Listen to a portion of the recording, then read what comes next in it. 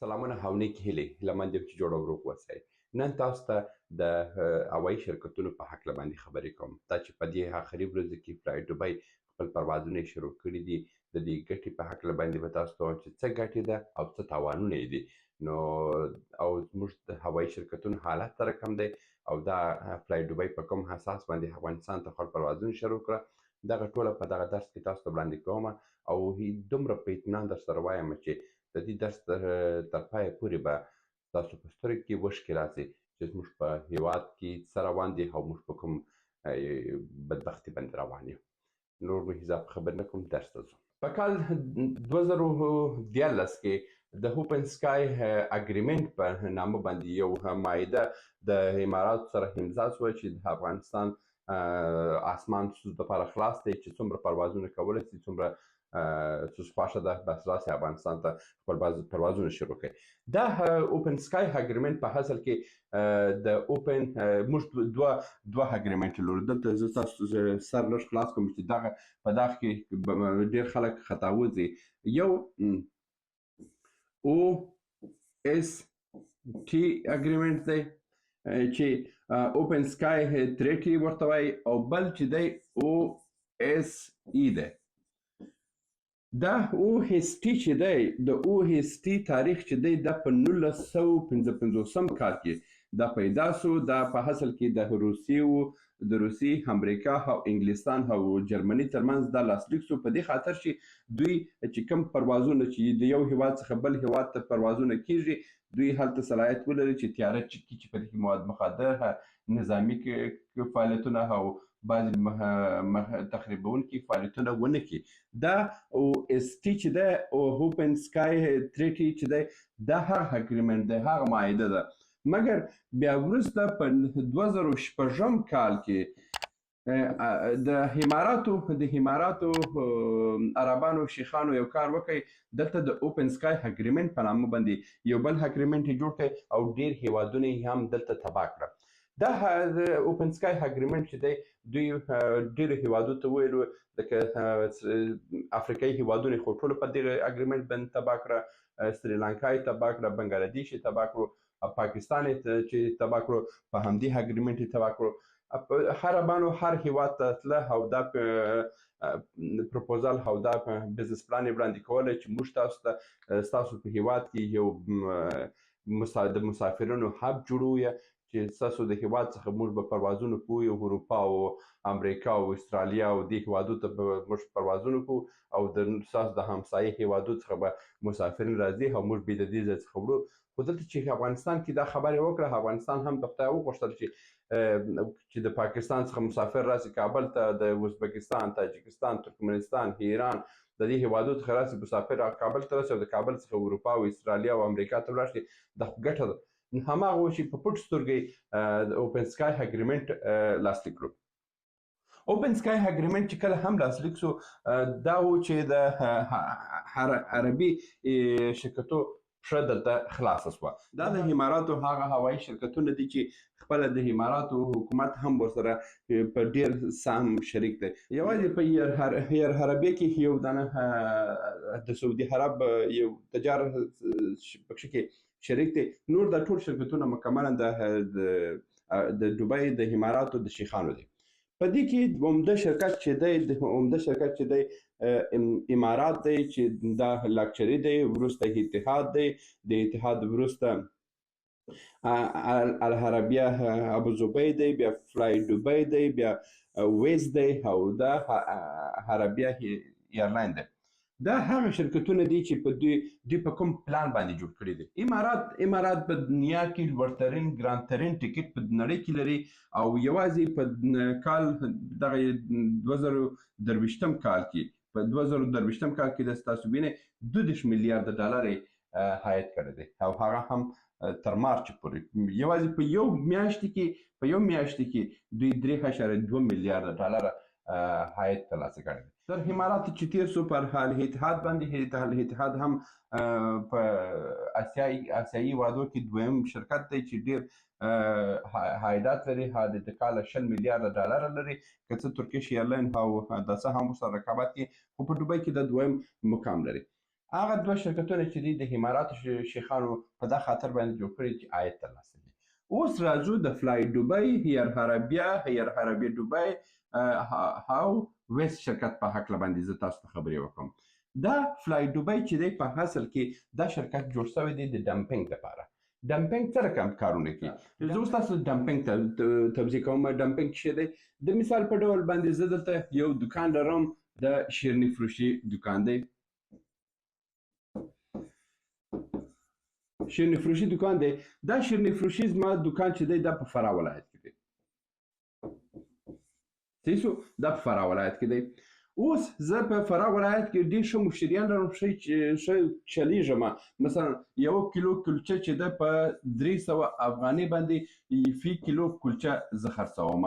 دا زما په بازار په فراه کې چلیږي، په 300 روپۍ باندې خلک ما څخه کلچې وړي. مګر یو کس دلته پیدا کیږي چې دی په کابل کې دکان لري، مثلا په هرات کې لري، مزار کې لري، کندهار کې لري، جلال آباد کې لري، او د افغانستان په ټولو ولایتو کې لري، یوازې فراه ځنې پاته ده. دا څه کوي؟ راځي په فراه ولایت کې دی خپله هم یو دکان خلاصوي، او دکان چې خلاص کو زه هغه 300 روپۍ باندې چې زه فی کیلو کلچه خرڅوم، دی څه کوي؟ دی په 150 روپۍ هغه کیلو فی کیلو خرڅوي. فی کیلو چې 150 روپۍ خرڅ کړه، دلته خو د هرات او د کابل او د کندهار او جلال آباد او د مزار او د نورو ولایتو څخه ګټه راځي. دی د فراه څخه ګټه یوسي که ونیسي، دی په کیسه کې نه دی. ځکه چې دی دپاره مهمه دا ده چې د کلیوال هغه شیرني فروشي چې پاته ده هغه د بین یوسي. دا چې د کلیوال اوس په 300 روپۍ باندې مثلا یو کیلو خرڅوي، کلیوال په هر کیلو کې ډېره ګټه وکړي، 10 روپۍ به ګټه وکړي. دی که ډېر ارزانه کړي په 270 روپۍ دی خرڅولی شي، په 270 هم هغه وخت خرڅ کړي چې هېڅ ګټه ونه کړي، یعنې سر په سره باندې دی خپل ځان وچلي، فقط یې خرڅ کړي. بیا هم د دې سره رقابت ځکه نشي کولی چې دی په 150 روپۍ هغه کلچه ورکړي، په هماغه کیفیت، په هماغه کوالټي، هغه تر هغه لا به بهتره اوسي، دی په 150 ورکړي، مګر کلیوال یې په 270. بیا هم کلیوال نشي چلولی. نو کلیوال د دې دپاره چې خپل مشتري وساتي، دی مجبور دی چې 150 روپۍ ته دی هم راسي. چې کله 150 روپۍ ته راغی، دی خپل قیمت نه ټیټوي، دی په همدغه قیمت باندې ولاړ دی. خو تر هغه وخته پورې دی په 150 روپۍ کلیوال 150 روپۍ ځي چې د کلیوال دغه څه سرمایه چې د مثلا 15 لکه افغاني سرمایه لري، دا 15 لکه سرمایه چې ختمه شوه، کلیوال بیچاره څه کوي؟ خپل دکانک تړي. دکان یې چې وتړلو، بیا وروسته پاته سو د فراه ولایت چاته پاته سو؟ دې کس ته پاته سو. دې کس چې پاته سو د خو حدودا 2 کاله په 150 روپۍ باندې کلچې پر خلکو باندې خرڅ کړي دي. دا ورکې څه کوي؟ چې هغه رقیب ورڅخه ختم سو، دی درته راوړي په 1500 روپۍ کلچې کوي. او ښه 1500 روپۍ باندې کلچې درته راکوي. نو دلته چې 1500 روپۍ سوه، ځکه چې بل رقیب ورسره نشته، ته مجبور یې چې په 1500 روپۍ ځینې واخلې. دا د بازار ډمپینګ دی. اوس د عربان څه کوي؟ عربانو هم همهغه کیسه په موږ باندې شروع کړې ده. د اماراتو د الاتحاد څخه دوی خپل عایدات لري، دلته یې جوړ کړی دی فلای دوبۍ. د فلای دوبۍ وګورئ، که تاسو د امارات ویب سایټ ته ولاړ شئ، د امارات ویب سایټ ته چې تاسو ولاړ شئ، دلته په امارات د ویکیپیډیا په صفحې کې اماراتو دلته خپل ریونیو لیکلی دی چې زموږ د کلنۍ ریونیو څو ده، مکمله ریونیو څو ده، میاشتنۍ ریونیو څه ده. دا هر څه دلته خپله امارات لیکي، او اتحاد هم همدغسې په صفحې کې لیکلي دي. مګر کله چې فلای دوبۍ ته راسي، د فلای دوبۍ په هکله باندې هیڅ هم نشته، ځکه چې فلای دوبۍ په تاوان چلیږي. فلای دوبۍ په تاوان چلیږي. فلای دوبۍ یوازې په تیر کال کې نږدې 2 میلیارد ډالر تاوان کړی دی. 2 میلیارد دی تاوان وکړي، دی په کیسه کې نه دی، ځکه چې امارات دلته 22 میلیارد ګټلي دي. 22 میلیارد د 2 میلیارد برک سي پروا نه کوي. دی په دې خاطر د فلای دوبۍ جوړ کړی دی چې دلته د آسیایي هیوادو پښې ماتې کړي. آسیایي هیوادو پښې چې ماتې کړې، وګوره په دغه تیر کلو کې دغه مملکتو زه تاسو ته دا لږ وښیم. سومالیا فلای دوبۍ بند کړو، نیپال بند کړو، لیبیا بند کړو، سوریې بند کړو، اریتریا بند کړو، یمن بند کړو، عراق بند کړو، افغانستان هم په دې لست کې دی. هغه د جنګ په خاطر باندې بند شو. سودان بند کړو او سودان بند کړو دا هغه هیوادونه دي چې هر د کلونو په تغیر سره دوی د فلای دوبۍ پروازونه خپل په هیوادو کې بند کړي دي ځکه چې د دوی اقتصادي د دوی ټول سکتور د بین وړي فلای دوبۍ خو هم د دې لپاره جوړ شوی دی چې ډمپینګ لپاره جوړ دی او ډمپینګ هم دا دی چې کله هم ستا هوایي سکتور یې د منځه یوړو بیا وروسته د خپل قیمت بیرته در باندې وړي داسې نه دی چې دا قیمت درته په دوامداره ډول باندې دی تا ته په همدا قیمت باندې پاتې سي دا د فلای دوبۍ دی فلای دوبۍ وایم عربانو په همدې خاطر جوړ کړی دی چې د آسیایي هیوادونه ورسره تباه کړي دلته راځو د ایر حربي په هکله باندې ایر حربي په څه خاطر جوړ شوی ده ایر حربي د هغه هیوادونه عربي هیوادونه چې مثلا په افریقا کې دي په اسیا کې بعضې عربي هیوادونه دي چې دوی تیلو ذخایر نه لري دا یې په دې خاطر جوړ کړی چې همهغه عربان یو څه ناشنالیسته دي که تاسو فکر کړی چې دغه هلیکوزۍ شرکت هم چې مخته ولاړې دغه الف واللام چې ورسره دی هلیکوزۍ دوی فکر کوي زیاتره عربان فکر کوي چې دا هم عربي شرکت دی دوی مخته ولاړه نو عربي شرکتونه چې دي دا د عربي شرکت یې جوړ کړی دی ایر حربیه دا فقط د دې لپاره جوړ کړی دی چې همهغه عربان نشنلیست دي لپاره چې عربان دې ته راسي او دلته د ویلز په نامه باندې شرکت دا یو هنګري شرکت و دا شرکت بیچاره د پښو وغورځولو او وروسته د تیارې میارې ځینې واخیستلې دا شرکت یې ګور کوم خاطر جوړ کړی دی دلته البانیا د هرمنیا د آذربایجان د بحرین خو لا بند کړه بوسنیا د کروشیا دا هیواد جورجیا د مثلا دا هیوادونه چې دي زیاتره خو بعضې هیوادونه د پروازونه یې بند کړه او بعضې پروازو کې لا پاتې اوس البانیا او هرمنیا او آذربایجان او بوسنیا او دا چې دي د فرهنګي لحاظه د کلتوري لحاظه د رنګ لحاظه چیرې لحاظه دا ټول په یو چیرې دي د دوی لپاره خاص یو تیاره ډیزاین کړه د عربانو د عربي هیوادو لپاره بله تیاره ډیزاین کړه د فلای دوبۍ لپاره فلای دوبۍ د آسیایي هیوادو لپاره کړی دي ځکه چې هغه آسیایي هیوادونه لکه پاکستان او ایران او افغانستان او تاجکستان او ازبکستان ترکمنستان سریلانکا او بنګلادیش دا هیوادو لپاره خو دوبۍ جنت دی ځکه چې دا دوبۍ نوم واخلي خو د خلکو په ذهن کې دوبۍ شته او دا فلای دوبۍ د هغه لپاره جوړ کړی دی نو اوس په حاضر کې د دوی عایداتي منبع د امارات او الاتحاد څخه دي مګر دا نور شرکتونه چې دي دا فقط د ډمپینګ لپاره جوړ کړي دي زه د ډمپینګ خبره درته وکړم دا د افریقایي هیوادو لست دی 53 هیواد دي په دې کې او 54 هیواد په افریقا کې دي تاسو فقط او فقط دغه هر هیواد چې تاسو فکر کوئ چې دا هیواد به د اماراتو د شیخان څخه پاتې اوسي تاسو فقط نوم واخلئ او دلته په ګوګل کې ولیکئ چې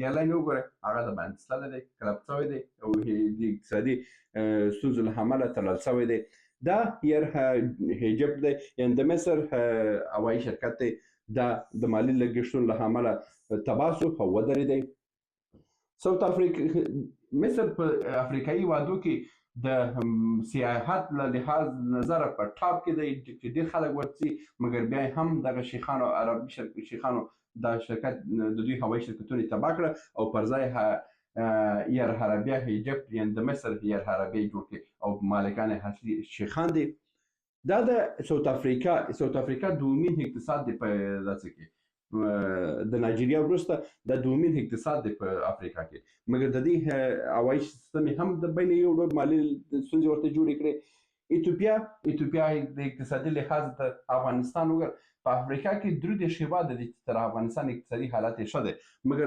ایتوپیا هم له منځه یوړه دا چې کوم شرکت تاسو د کوم هیواد په فکر کې چې هغه به پاتې اوسي د افریقا کې تاسو فقط نوم په ګوګل کې سرچ کوئ وګورئ هغه یې مکمل ختم کړی دی د چا ختم کړی دی د شیخانو د دوبۍ شیخانو د اماراتو شیخانو فقط په فلای دوبۍ تباه کړه په ایر عربیه تباه کړه او په ویز شرکتو باندې د ټولو هیوادو هوایي سکتورونه یې تباه کړي دي او اوس راسه پاتې دی د افغانستان هوایي سکتور پاکستان خو داسې تباه برباد کړی دی چې اوس ورته شرمول ورسره کوي هره ورځ کې هم ده ایران یې په پښو درولی دی ایران چې دومره د تیلو ذخایر هم لري دا یې په پښو درولی دی اوس دلته زه یو بله خبر هم تاسو ته وکړم د اماراتو سره دا شرکتونه چې ګرځي د دوی سره خو تیل مفت تیل دی اوس د افغانستان هوایي شرکت کامیار د کابل چې پرواز کوي تر څه پورې تر دوبۍ پورې هغه یوازې $10,000 په تیلو مصرفېږي د دوی سره خو دا تیل مفت دی دوی وایي چې زه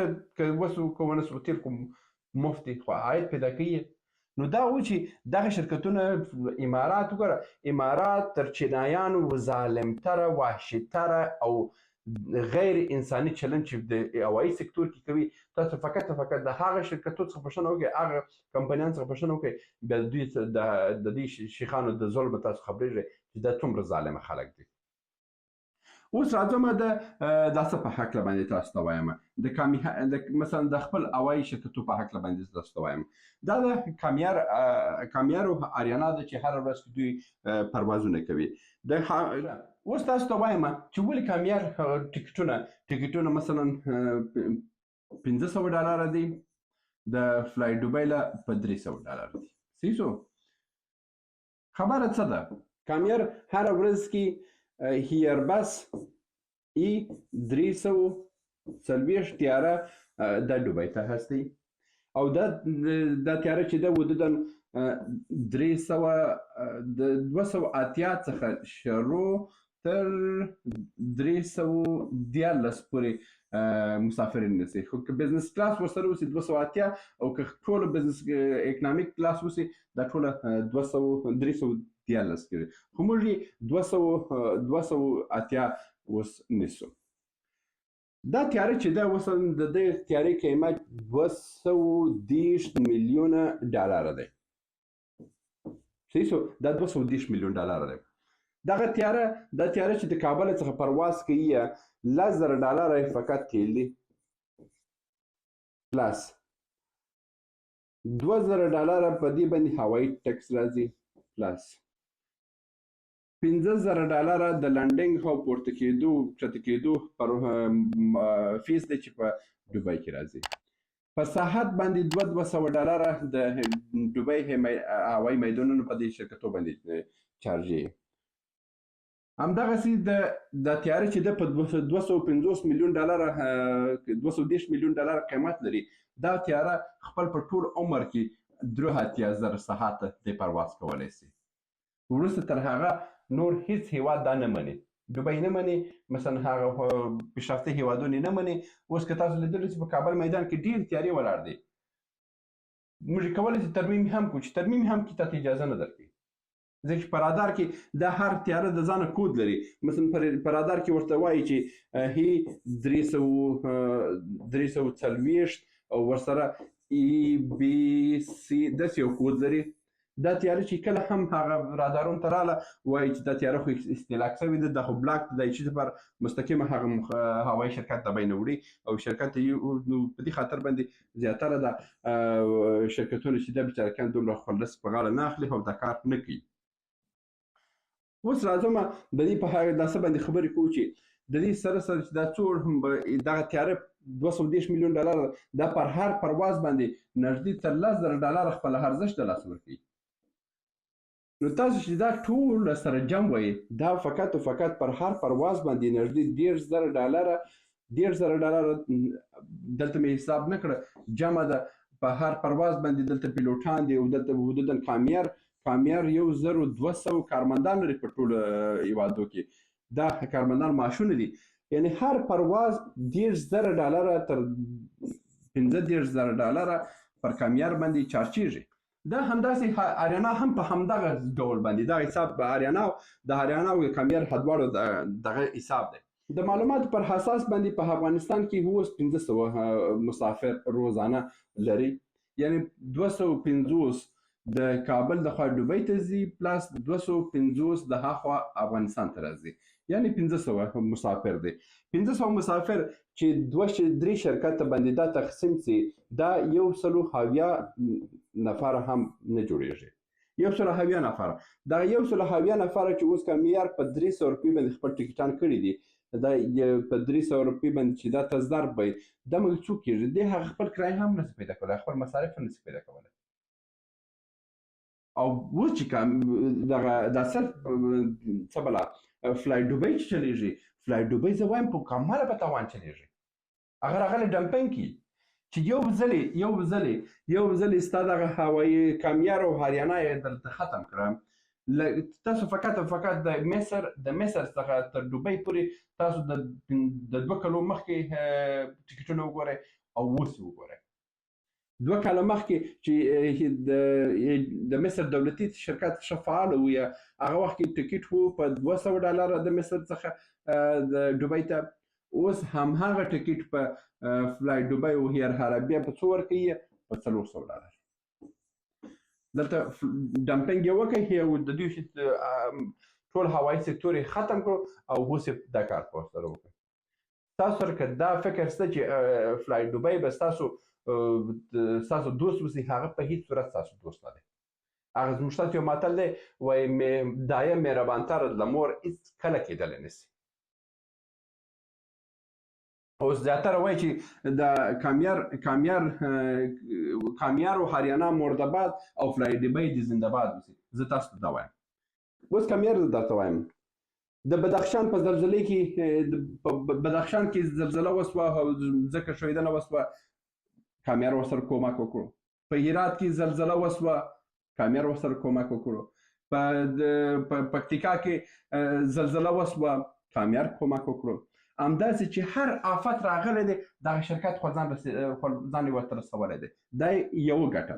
بله ګټه راځم، د کرکټ ټیم چې کوم ځای ځي ورسره سپانسر کړی دی، خو تر حده کوشش کړی دی. د فوټبال ټیمونه یې سپانسر کړي دي. همداسې د نجونو چې پخوا چې د نجونو ټیمونه وه هغه یې سپانسر کوله. دا هغه دغه شرکت بیچاره خپل تر توانه پورې خپل کوشش کوي، ځکه چې دوی عاید دومره نه لري. دا اوس دغه شرکت په تاوان چلیږي، پرواز نه ځي دومره. نو تاسو که داسې په دې فکر کې یاست چې فلای دوبۍ به ستاسو دوست وسي او دا به ستاسو دشمن وسي، دا بالکل کېدی نه شي. دا ستاسو دشمن، دا ستاسو خپل شرکت دی. اریانا ستاسو خپل شرکت دی.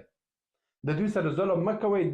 هغه زموږ تاسو یو متل دی وایي خپل د کلي زمریان په کاڼه مه ولئ چې یوه ورځ به تاسو د بل کلي د ګیدړانو ښکار شئ.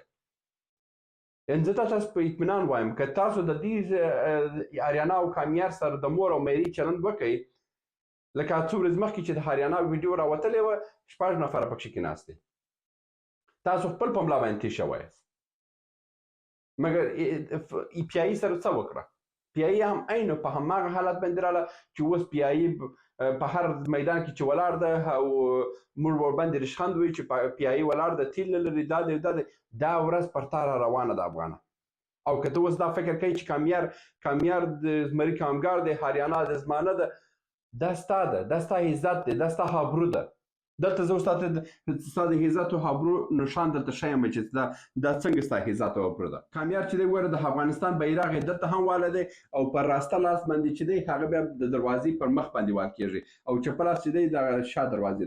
اریانا وګوره، هریانه هم ستا بیرغ چلی او کامیار هم ستا بیرغ چلی. دا ستا عزت دی، دا ستا هابرو ده.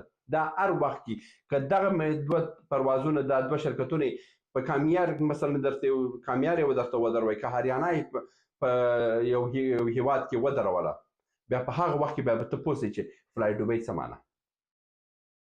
زه پوهېږم دا درد دی، دا ستونزه ده، دا باید حکومت حل کړي. ما د ترانسپورت وزارت کارکوونکي سره چې ارتباط ونکړو، د دوی څه ویله؟ ویل د حکومت د جمهوریت د سقوط سره د اوسني حکومت یوازې په دغه دوه شرکتو باندې 50% مالیه ور اضافه کړه. وګوره 50% مالیه پر اضافه کړه. نو دا شرکتونه خو مجبور دي چې د مسافر څخه یې وباسي. دا داسې یو بیکل سړی لیدلی دی چې زه مسافر 100 موټره په یو ځای کې ولاړ اوسي او زه ووایم چې نه زه یې په $500 وړم او دا نور دې په $100 یوسي. دا خو نشي کېدلی. دا شرکتونه هم پوهېږي چې دغه حالت ښه نه دی، مګر زموږ ستونزه دا ده چې حکومتونه زموږ بنسټونه تباه کوي. همدا اوس د همدغه حکومت من خبر نه و چې دغه ټکټونه په $50,000 تر $10,000 شوي دي، خو دوی ځینې پیسې اخیستل چې څه ټکټونه پیسې تللی دوی ورڅخه پیسې نیمایي ځینې اخیستله. نو دا حالت دی چې زموږ سکتور مکملا تباه شوی دی او لا هم مخ پر تباهي روان دی. په آخر کې زه تاسو ته یو معلومات غواړم چې تاسو ته وړاندې کوم. زما دغه ویډیو د اقتصادي شورا رئیس صاحب ملا برادر اخوند ته ورسوه ورسوئ تاسو. زه وایم زه تاسې د راجستان تحقیقاتي مرکز سره زه کار کوم. دا تحقیقاتي مرکز ماته داسې یو طرحه راکړې ده چې د دې طرحې په واسطه باندې موږ کولی شو چې د افغانستان د اوسني حالت څخه موږ یو مسافري هب جوړ کړو. مسافري هب څه رقم جوړیږي؟ د مثال په ډول باندې دا کابل دی. دا د کابل میدان کې پروازونه روان دي.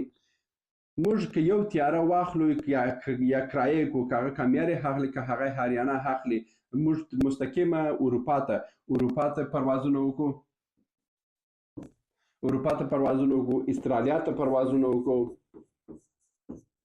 او امریکا ته پروازونه وکړو. دغه هیوادونو ته که موږ مستقیمه پروازونه وکړو، ګوره ازبکستان مستقیم پرواز نه لري، تاجکستان نه لري، ترکمنستان نه لري، ایران نه لري، پاکستان نه لري. دغه هیوادونه ټول دغه پروازونه نه لري.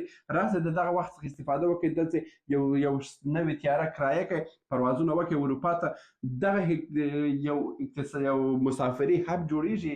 بیا وګورئ چې دلته په افغانستان کې څومره مسافر راځي، د نورو هیوادو څخه څومره تجارت به روان سي. دا یو ستونزه ده چې اوس دپاره د حاکم په رسمیت پېژندل شوی نه دی، او دا که په پخواني حکومت کې فساد نه وای او په صحیح ډول باندې چلن شوی، یوازې همدغه هوایي سکتور موږ چلولو، موږ ته یې جوړې راکولو. خو بس حالات خراب ده د دې هیواد. خدای دې یو خپل په الهي نصرت باندې دا جوړ کړي. بس دا و د فلای دوبۍ وحشیانه ظلمونه چې نن مې تاسو ته وویله چې فلای دوبۍ زموږ سره څه ظلمونه شروع کړي دي. فقط او فقط خپل فکر ونیسئ. فلای دوبۍ ژر تر ژره باید دا بند سي، ځکه چې دغه دا څه چې دی اګریمنټ چې دی دا په تېر حکومت کړی دی، په دې حکومت کې هیڅ ناچله دی، مستقیمه دې بند کړي او ضرورت نشته دې اګریمنټ ته. نو دا و د نن ورځې ویډیو. تر بیا هم په الله سپارم. ښه چارې.